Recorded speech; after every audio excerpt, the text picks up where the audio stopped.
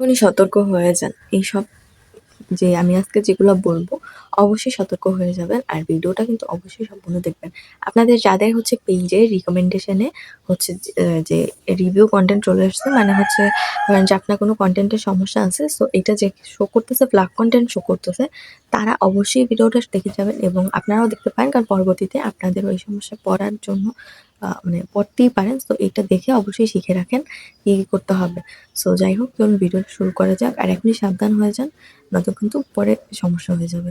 So চলুন ভিডিওটা শুরু করি। তার আগে বলি আমার চ্যানেল নতুন হয়ে থাকলে চ্যানেলটাকে অবশ্যই সাবস্ক্রাইব করে দিয়ে যাবেন এবং ভালো লাগলে অবশ্যই লাইক, কমেন্ট, শেয়ার করতে ভুলবেন না।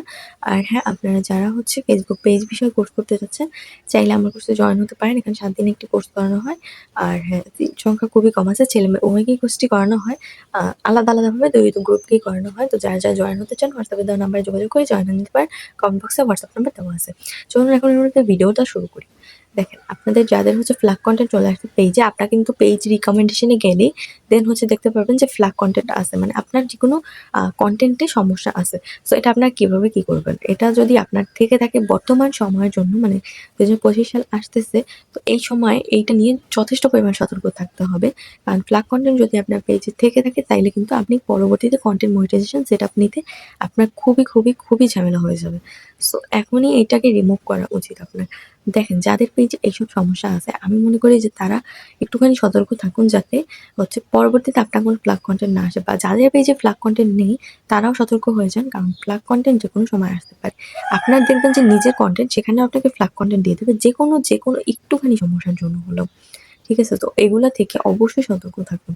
আর হ্যাঁ, আপনাদের যাদের হচ্ছে পেজে ফ্লাগ কনটেন্ট চলে আসছে যেটা আমি বললাম, আপনারা চেষ্টা করুন যেন হচ্ছে ফ্লাগ কনটেন্টটা রিমুভ করতে পারেন। ফ্লাগ কনটেন্ট রিমুভ করা সহজ।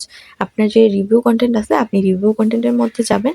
যাওয়ার ফলে ওখানে আপনার যেই কনটেন্টটা সমস্যা আছে ওইটা শো করবে। দেন আপনি ওইখান থেকে কনটেন্টটাকে ডিলিট করে দিবেন। ওকে? সো ডিলিট করার পরে আপনি একটু রিফ্রেশ করলেই দেখবেন যে আপনার ফ্লাগ কনটেন্টটা চলে গেছে। ওকে? সো আপনারাও চাইলে এভাবে হচ্ছে ফ্লাগ কনটেন্টটা ডিলিট করতে পারেন। আমি জাস্ট বলে দিলাম। আর যাদের পেজে হচ্ছে ফ্লাগ কনটেন্ট আসছে তারা সতর্ক হয়ে যান। যাদের পেজে আসে নাই তারাও সতর্ক হয়ে যান। কারণ কনটেন্ট মনিটাইজেশন পাওয়ার জন্য অবশ্যই আপনার পেজে ভালো মানে ভিডিওগুলাকে নিজের হতে হবে বা কোনো ফ্লাগ কনটেন্ট মুক্ত হতে হবে। ওকে? যেন কনটেন্টগুলো আপনার হয়।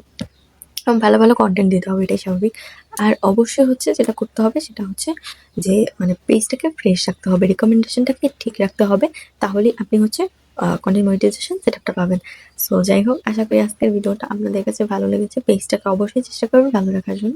ভিডিওটা ভালো লাগলে অবশ্যই শেয়ার করে অন্যকে দেখিয়ে দেওয়ার সুযোগ করে দিবেন। সো আজকের মতো এখানেই। ধন্যবাদ সবাইকে ভিডিওটা দেখার জন্য। সবাই ভালো থাকবেন, সুস্থ থাকবেন। আল্লাহ হাফেজ।